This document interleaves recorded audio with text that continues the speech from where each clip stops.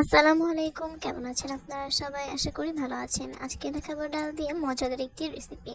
আশা করবো আজকের রেসিপিটি ভালো লাগবে। তো চলুন আজকের রেসিপি শুরু করে দেওয়া যাক।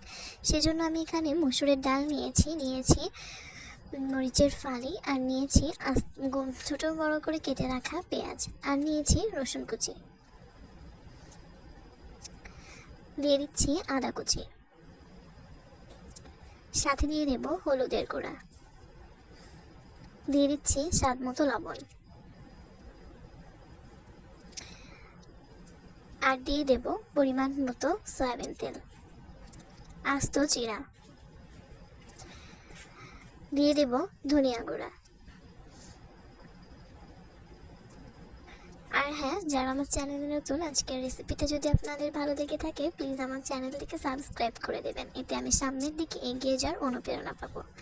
আর লাইক কমেন্ট শেয়ার করে জানাবেন আজকের রেসিপি কেমন হয়েছে।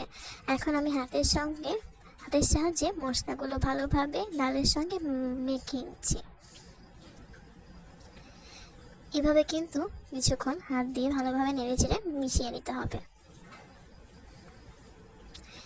মেশানো হয়ে গেলে একটা প্রেসার কুকারে পানি দিয়ে তাতে দিয়ে দেবেন এই ডালের মিশ্রণ। এখন কিছুক্ষণ রান্না করে নিয়ে কিন্তু তৈরি হয়ে যাবে ডাল দিয়ে মজাদার চচ্চড়ি রেসিপি।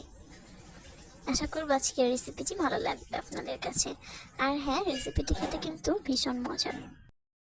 এভাবে রেসিপিটি বানালে কিন্তু খেতে ভীষণ মজার লাগবে। খুব কম সময়ে আপনার রেসিপিটি তৈরি করতে পারবেন।